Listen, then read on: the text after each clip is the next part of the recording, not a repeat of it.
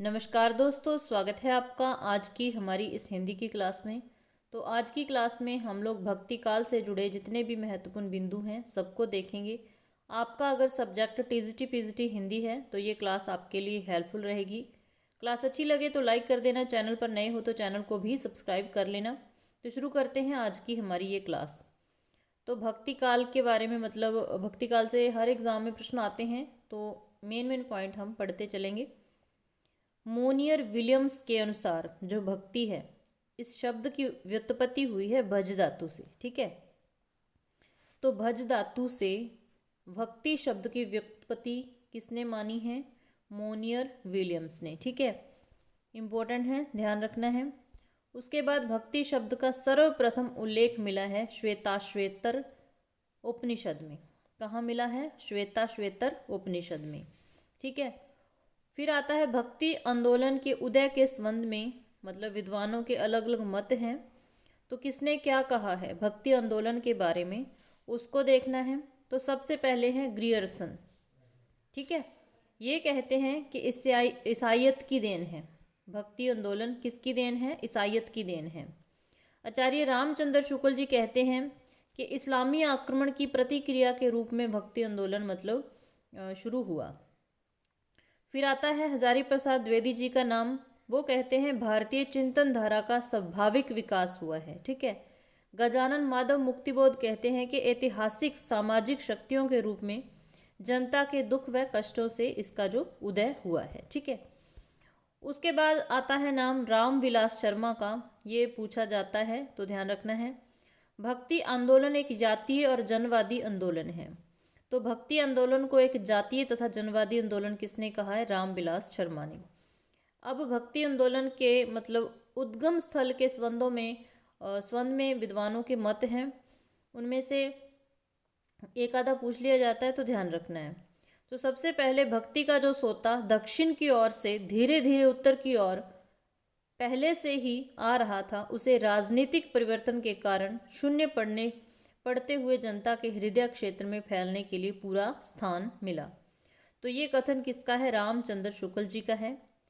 भक्ति द्राविड़ उपजी लाए रामानंद, प्रगट किया कबीर ने 7 दीप 9 खंड। तो ये महत्वपूर्ण पंक्तियां हैं। किसने कही है? भक्ति आंदोलन के उदय के बारे में, उद्गम स्थल के बारे में। तो कबीरदास जी की ये पंक्तियां हैं, तो अच्छे से ध्यान रखनी है। ठीक है, फिर उत्पन्ना द्राविड़े संवृद्धि कर्नाटके गता। तो ये श्रीमद् भागवत गीता से ली गई पंक्तियां हैं भक्ति आंदोलन के बारे में। उसके बाद आचार्य रामचंद्र शुक्ल जी ने दक्षिण में भक्ति का उद्भव स्वीकार किया है। तो आचार्य रामचंद्र शुक्ल जी मानते हैं कि जो भक्ति का उद्भव हुआ है कहाँ हुआ है? दक्षिण में हुआ है। ठीक है, फिर भक्ति आंदोलन के संबंध में कुछ विद्वानों के कथन हैं, ये कथन भी पूछ लिए जाते हैं। ठीक है, आजकल पेपर में इस तरीके के प्रश्न बनते हैं। बिजली की चमक के समान अचानक समस्त पुराने धार्मिक मतों के अंधकार के ऊपर एक नई बात दिखाई दी। कोई हिंदू यह नहीं जानता कि यह बात कहाँ से आई और कोई भी इसके प्रादुर्भाव का कारण निश्चित नहीं कर सका। तो ये कहने वाले हैं ग्रियर्सन। उसके बाद देश में मुसलमानों का राज्य प्रतिष्ठित हो जाने पर हिंदू जनता के हृदय में गौरव, गर्व और उत्साह के लिए वह अवकाश न रह गया। तो इतना ही ध्यान रख लेना। तो ये कहने वाले कौन है? आचार्य रामचंद्र शुक्ल जी। ठीक है, उसके बाद हजारी प्रसाद द्विवेदी जी का कथन ध्यान रखना है, इंपॉर्टेंट है। लेकिन जोर देकर कहना चाहता हूँ कि अगर इस्लाम नहीं आया होता तो भी इस साहित्य का बाहर आना वैसा ही होता जैसे आज है। बारह नहीं, बाहर। हजारी प्रसाद द्विवेदी जी ने कहा है। ठीक है, उसके बाद जॉर्ज ग्रियर्सन का ये कथन बहुत बार पूछा गया है कि उन्होंने भक्तिकाल को हिंदी साहित्य का स्वर्ण युग कहा है। तो कई बार तो ये पूछा जाता है कि किसने कहा है, या मतलब स्वर्ण युग कहने वाले कौन हैं। इसी तरीके से ये प्रश्न बहुत बार आ जाता है, या जॉर्ज ग्रियर्सन ने भक्तिकाल को क्या कहा है? तो हिंदी साहित्य का स्वर्ण युग कहा है।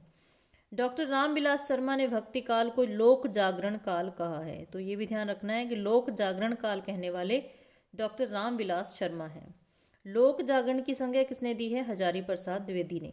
तो ये तीनों ही कथन मोस्ट इंपॉर्टेंट हैं, इनको ध्यान में जरूर रखना है। फिर भक्ति काल की आगे मतलब शाखाएं बन जाती हैं, सगुण, निर्गुण, निर्गुण में फिर ज्ञानाश्री, प्रेमाश्री, तो उनको ध्यान से पढ़ते हैं जितने भी वहाँ से पॉइंट बनते हैं। तो पहले निर्गुण धारा, निर्गुण धारा को ज्ञानाश्री शाखा भी कह सकते हैं। तो निर्गुण धारा के ज्ञानाश्री शाखा को विद्वानों ने अलग अलग नाम दिए हैं, तो वो नाम पूछे जा सकते हैं, ध्यान रखना है। तो सबसे पहले आचार्य रामचंद्र शुक्ल जी का ही नाम आता है, तो इन्होंने तो ज्ञानाश्री शाखा ही कहा है। हजारी प्रसाद द्विवेदी जी ने निर्गुण भक्ति कहा है। राम कुमार वर्मा जी ने संत काव्य कहा है। इसी तरीके से परशुराम चतुर्वेदी ने और गणपति चंद्रगुप्त ने भी संत काव्य कहा है। तो यहाँ पर मुख्य रूप से आपने याद रखना है कि ज्ञानाश्री शाखा कहने वाले हैं आचार्य रामचंद्र शुक्ल जी और निर्गुण भक्ति कहने वाले हैं हजारी प्रसाद द्विवेदी जी। ठीक है। फिर संत काव्य धारा के प्रथम कवि और प्रसोता। तो संत काव्य धारा का प्रथम कवि कौन है, किसने किसको माना है, तो इस तरीके के प्रश्न आते हैं, तो ध्यान रखना है। आचार्य रामचंद्र शुक्ल जी ने कबीरदास को माना है, ठीक है, और हजारी प्रसाद द्विवेदी जी ने भी कबीरदास को माना है। और इसी तरीके से जो ज्ञानाश्री शाखा नाम दिया है, ये ध्यान रखना है कि आचार्य रामचंद्र शुक्ल जी ने ज्ञानाश्री शाखा कहा है निर्गुण धारा को, और हजारी प्रसाद द्विवेदी ने निर्गुण भक्ति कहा है, और इन्होंने दोनों ने ही कबीरदास को संत काव्य धारा का प्रथम कवि माना है। गणपति चंद्रगुप्त ने नामदेव को माना है, उसी तरीके से राम कुमार वर्मा ने भी नामदेव को माना है, ठीक है, तो ये याद रखना है। राम स्वरूप चतुर्वेदी जी का नाम भी महत्वपूर्ण है, इन्होंने भी कबीर को माना है। तो आचार्य रामचंद्र शुक्ल जी हो गए, हजारी प्रसाद द्विवेदी जी हो गए, राम स्वरूप चतुर्वेदी हो गए, इन्होंने कबीरदास को माना है, और गणपति चंद्रगुप्त तथा राम कुमार वर्मा ने नामदेव को पहला कवि माना है, पहला संत कवि माना है, ठीक है। रामचंद्र शुक्ल जी ने लिखा है कि निर्गुण मार्ग के निर्दिष्ट प्रवर्तक कबीरदास ही हैं। निर्गुण मार्ग के निर्दिष्ट प्रवर्तक कबीरदास ही हैं। ये कथन किसका है? आचार्य रामचंद्र शुक्ल जी का है। हिंदी में भक्ति साहित्य की परंपरा का प्रवर्तन नामदेव ने किया। तो भक्ति साहित्य की जो परंपरा है उसका प्रवर्तन करने वाले नामदेव जी हैं। महाराष्ट्र के संत परंपरा के आदि कवि मुकुंद राज को माना जाता है। महाराष्ट्र के संत परंपरा के आदि कवि, महाराष्ट्र स्पेशल पूछा जाए तो कवि मुकुंद राज को माना जाता है। इन्होंने सन 1190 में मराठी का पहला काव्य ग्रंथ विवेक सिंधु लिखा। तो विवेक सिंधु किसकी रचना है, ये भी पूछा जा सकता है। महाराष्ट्र में महानुभाव और बारकरी नामक दो संप्रदाय प्रचलित थे। तो महानुभाव और बारकरी संप्रदाय कहाँ प्रचलित थे? महाराष्ट्र में। महानुभाव संप्रदाय के प्रवर्तक चक्रधर और बारकरी संप्रदाय के मूल प्रवर्तक संत पुंडलिक माने जाते हैं, ठीक है। तो दो संप्रदाय थे अलग अलग, ठीक है। महानुभाव के जो प्रवर्तक हैं चक्रधर थे, और बारकरी संप्रदाय के प्रवर्तक माने जाते संत पुंडलिक। किंतु ऐतिहासिक दृष्टि से बारकरी संप्रदाय के प्रथम जो नायक हैं वो है संत ज्ञानेश्वर। तो अब महाराष्ट्र के जो भक्त संत नामदेव की बारे में जो माना जाता है नामदेव को, तो उनके बारे में उनका जीवन परिचय ही है, ध्यान रखना है। संप्रदाय हो गया बारकरी, जन्म मृत्यु हो गया 1135 में जन्म हुआ और 1215 में मृत्यु हुई। जाति पूछ ली जाए तो दर्जी जाति से थे। गुरु का नाम बिसोवा खेचर, गुरु का नाम कई बार पूछ लिया जाता है, ध्यान रखना है। रचनाएं मराठी में अभंग रचना की है, और हिंदी में गुरु ग्रंथ साहिब में इनके जो पद शब्द जो भी है संकलित है, ठीक है। नामदेव की हिंदी रचनाओं की भाषा की बात करें तो सगुण भक्ति के पदों की जो भाषा है वो ब्रज है। निर्गुण पदों की भाषा नाथ पंथियों द्वारा गृहीत खड़ी बोली या सुदिकड़ी भाषा है। तो नाथ हमने साहित्य पढ़ा है, तो नाथों की भाषा कौन सी थी? सुदक्कड़ी। तो नामदेव के जो सगुण भक्ति के पद हैं उनकी भाषा ब्रज है, और निर्गुण पदों की जो भाषा है वो नाथ पंथियों द्वारा गृहीत खड़ी बोली जा कह सकते हैं, या सदुक्कड़ी भाषा कह सकते हैं। उसके बाद अन्य संत कवि हैं, उनका जन्म मृत्यु जन्म स्थल गुरु का नाम अच्छे से ध्यान रखना है, ठीक है। जो भी महत्वपूर्ण संत कवि हैं, रैदास हो गए, इनका जन्म 1388 में हुआ और मृत्यु 1518 में हुई, ठीक है। जन्म स्थल इनका काशी था। गुरु का नाम रामानंद थे, रामानंद के शिष्य थे रैदास। जाति चमार थी इनकी, ठीक है। उसके बाद कबीरदास जी का नाम आता है, उनके भी गुरु रामानंद थे। जन्मस्थली काशी ही थी। जन्म हुआ था 1398 में और मृत्यु हुई थी 1518 में। इनकी जाति जुलाहा थी और इनके माता पिता नीरुनीमा थे। ठीक है। जंबनाथ, उसके बाद नाम आता है जंबनाथ का। उनका जन्म हुआ था 1451 में और मृत्यु हुई थी 1523 में। कहाँ हुई थी? नागौर में। और इनके गुरु थे बाबा गोरखनाथ। जाति पूछ ली जाए तो राजपूत। हरिदास निरंजनी का नाम इम्पोर्टेंट है, ध्यान रखना। इनका जन्म हुआ था 1455 में, मृत्यु हुई थी 1543 में। और इनका जो जन्म स्थल था वो था डीडवाण और इनके गुरु का नाम प्रागदास था। ठीक है, तो इनके बारे में थोड़ी थोड़ी जानकारी आपने जरूर रखनी है। उसके बाद इसी तरीके से गुरु नानक देव जी का नाम आता है, जिनका जन्म हुआ था 1469 में और मृत्यु हुई थी 1538 में। अपने हिसाब से मतलब ये जो मुख्य संत कवि हैं, गुरु नानक जी हो गए, सिंगा हो गए, लालदास हो गए, दादू दयाल इम्पोर्टेंट है, मुलूक दास, बाबा लाल, सुंदरदास। तो इनका जन्म, इनके गुरु का नाम, जाति, गुरु का नाम ज़्यादातर याद रखना है। और जाति पूछ ली जाए तो जाति का भी थोड़ा सा ध्यान रखना है। ठीक है। मुलूक दास के गुरु पुरुषोत्तम थे, सुंदरदास के दादू दयाल थे। ठीक है, दादू दयाल के वृद्ध भगवान थे। तो इन चीज़ों पे थोड़ा ध्यान देना है। जन्म स्थली पूछ ली जाए तो जन्म भी आपने ध्यान रखना है कि कहाँ किसका जन्म हुआ था। तो ये PDF आपको मिल जाएगी टेलीग्राम पे, ज्वाइन कर लेना टेलीग्राम को। ठीक है, तो एक नज़र जरूर देख लेना। उसके बाद डॉक्टर बच्चन सिंह ने लिखा है कि हिंदी भक्ति काव्य का प्रथम क्रांतिकारी पुरस्कर्ता कबीर हैं। तो ये कथन किसका है? हिंदी भक्ति काव्य का प्रथम क्रांतिकारी पुरस्कर्ता कबीर हैं, ये डॉक्टर बच्चन सिंह ने लिखा है। मुसलमानों के अनुसार कबीर के गुरु का नाम सूफी फ़कीर शेख तकी था। ये सिकंदर लोदी के पीर थे। ठीक है, तो मुसलमान क्या मानते हैं कि जो कबीरदास थे उनके गुरु का नाम है सूफी फ़कीर शेख तकी, और ये कौन थे? सिकंदर लोदी के गुरु थे। कबीर की वाणी का संग्रह उनके शिष्य धर्मदास ने बीजक में किया है। तो आसान प्रश्न है, ऐसे प्रश्न पूछ लिए जाते हैं। तो ये ध्यान रखना है कि जो कबीर की मतलब वाणी का संग्रह करने वाले कौन है? धर्मदास है। कहाँ किया है? बीजक में किया है। कब किया था? सन 1464 में। ठीक है, बीजक के 3 भाग माने जाते हैं, रामायणी, शबद और साखी। ये बहुत ही इंपॉर्टेंट है, कबीरदास को आपने पढ़ना है और कबीरदास में ये चीज़ आपने अच्छे से ध्यान में रखनी है। कबीर की रचनाओं में जो मतलब प्रयोग किए गए छंद हैं और उनकी भाषा के बारे में थोड़ा ध्यान रखना है।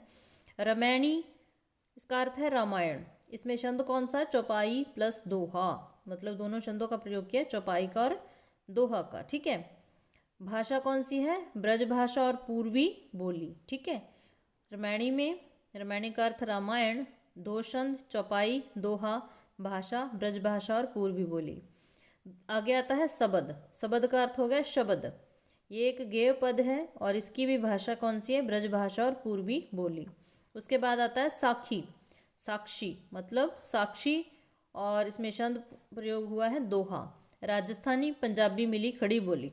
तो साक्षी, साखी, साक्षी बोली, ये भाषा, राजस्थानी पंजाबी मिली खड़ी बोली। ठीक है, कबीरदास की भाषा को पंचमेल, खिचड़ी या सुदुकड़ी नाम दिया गया है। क्यों दिया गया है? क्योंकि कबीरदास जी कहीं एक जगह टिक कर तो नहीं रहते थे, वो चलते फिरते रहते थे और गाते रहते थे, शब्द गाते रहते थे। और मतलब जहाँ भी जाते वहाँ की क्षेत्रीय भाषा, उनकी जो भाषा थी उसमें मिक्स हो जाती। तो इसीलिए कहा गया है कि उनकी जो भाषा थी पंचमेल खिचड़ी थी, मतलब खिचड़ी की तरह मिक्स हर क्षेत्रीय भाषा का मिश्रण था। तो इसीलिए उनकी भाषा को पंचमेल खिचड़ी कहा गया या सदुकड़ी। ठीक है, तो ये प्रश्न हर एग्जाम में पूछा जाता है कि हजारी प्रसाद द्विवेदी जी ने कबीरदास को भाषा का डिक्टेटर कहा है। भाषा का डिक्टेटर कबीर को किसने कहा है? हजारी प्रसाद द्विवेदी जी ने कहा है। बहुत बार ये प्रश्न पूछा जाता है। आचार्य रामचंद्र शुक्ल के अनुसार कबीर की वचनावली की सबसे प्राचीन प्रति 1512 ईस्वी की लिखी हुई है। ठीक है, किसने कहा है? आचार्य रामचंद्र शुक्ल जी ने। फिर कबीरदास के भाषा के संबंध में विद्वानों के मत हैं। ठीक है, तो यहाँ से आपने अच्छे से याद रखना है। इसी पेज पर 3 ऐसे क्वेश्चन आए हैं, 3-4 जो पेपर में बन सकते हैं और विशेष ध्यान देना है। और क्लास अच्छी लगे लाइक भी कर दिया करो, क्योंकि स्पेशल मैं आपके लिए जो चंडीगढ़ वाले कैंडिडेट है उसके लिए पढ़ा रही हूँ, क्योंकि और कोई एग्ज़ाम फ़िलहाल है नहीं है। तो मुझे लगता है जितने भी बच्चे जुड़े हुए हैं उनकी हेल्प हो जाए। लेकिन लास्ट वीडियो से लगता है कि शायद आपको ज़रूरत नहीं है, क्योंकि ना कोई अच्छे से देख रहा है, ना कोई लाइक वगैरह कर रहा है, तो मुझे लगता है कि शायद आपको ज़रूरत नहीं है।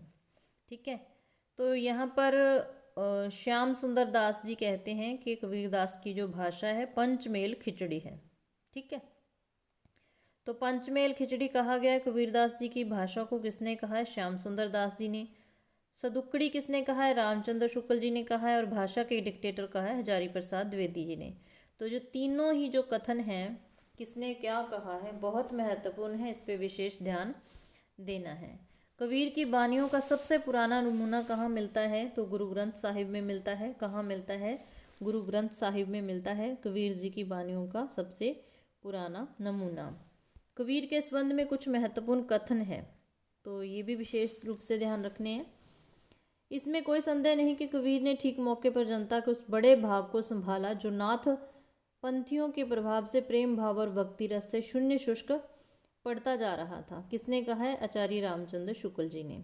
उन्होंने भारतीय ब्रह्मवाद के साथ सूफियों के भावात्मक रहस्यवाद, हठ योगियों के साधनात्मक रहस्यवाद और वैष्णवों के अहिंसावाद तथा प्रपत्तिवाद का मेल करके अपना पंथ खड़ा किया। तो ये भी कहा है आचार्य रामचंद्र शुक्ल जी ने। भाषा बहुत परिष्कृत और परिमार्जित न होने पर भी कबीर की उक्तियों में कहीं कहीं विलक्षण प्रभाव और चमत्कार है।